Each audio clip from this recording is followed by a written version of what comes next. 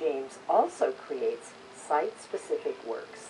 One day he came to my home to look at the space and started talking about the possibility of him creating an art piece, a large arch.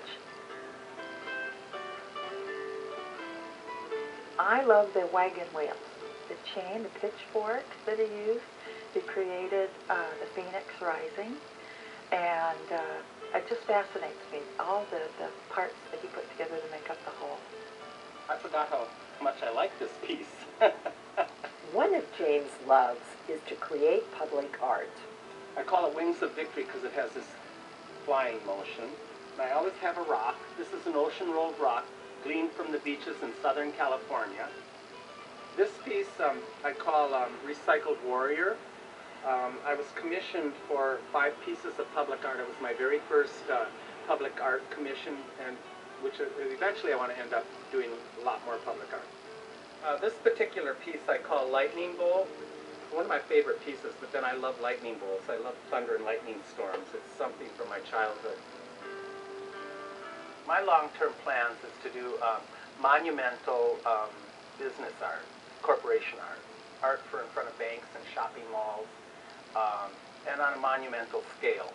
I don't know, whatever possessed me to make a big feather. Other than now I want a feather that's 40 feet tall, made out of stainless steel, standing on its quill, so that it pivots in the wind. A lot of the art that I'm producing these days, I look at as maquettes, like just a model. Take, for instance, the falcon here.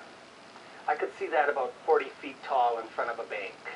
Titles are integral to his work and add another dimension of whimsy to his pieces. I'll take a couple pieces of odd metal and weld it together and come up with a snappy title, and people will look at the piece of work, then look at the title and go, of course it is, so I know I've connected. I have Moon Unit gathering samples.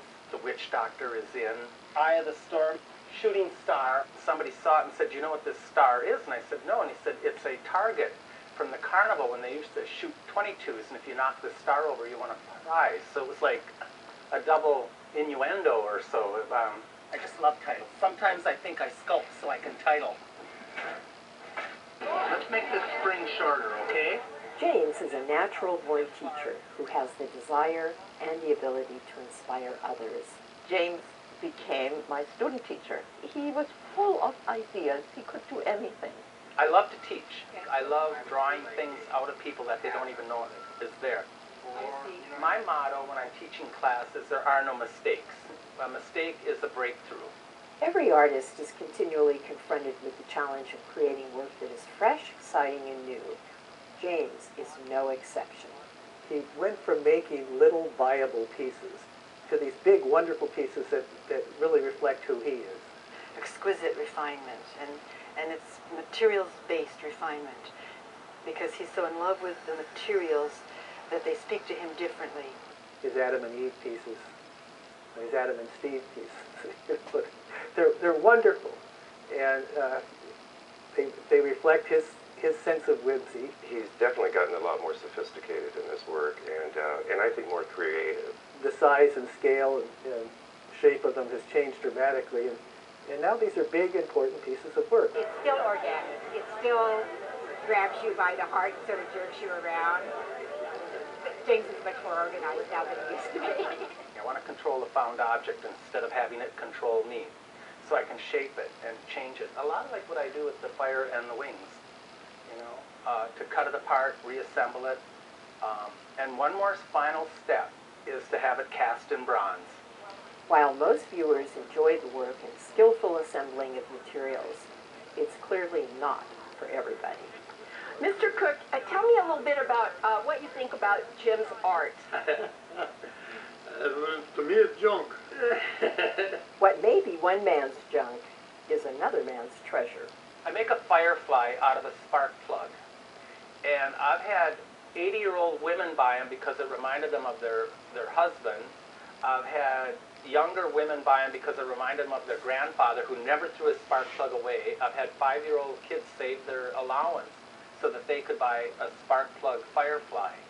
Men love my booth because they come in and they pick my art apart. They'll like, oh, there's a crescent wrench. Oh, there's a a pickaxe. Oh, there's a, they just pick it apart. Women see my work more objectively. They see it for the shapes and the forms. They don't realize what they're looking at.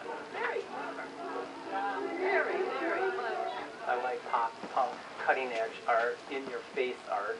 Art is not supposed to match the sofa in my book. It's supposed to be a statement and stand on its own. And sometimes my work is like harsh but humorous. You know, it's kind of a dichotomy. People look at it and they go, God, this is wonderful, but barbed wire and a heart? James isn't designing sculptures to match your lazy boy lounger, although he might like to use the metal structures found within it. There's a hide-a-bed frame in here and 4 recliner rocker frames. And we burn them, and then we get this metal, and then I take it from there.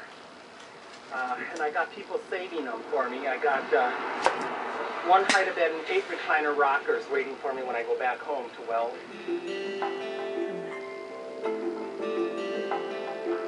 He's very special to us all, and everybody's got a James story. He's an unforgettable person. He has this innocence and this warmth. He's got an openness. He's absolutely hysterical. And I think people either will adore him or hide from him. You know, I don't think there's anybody neutral on James.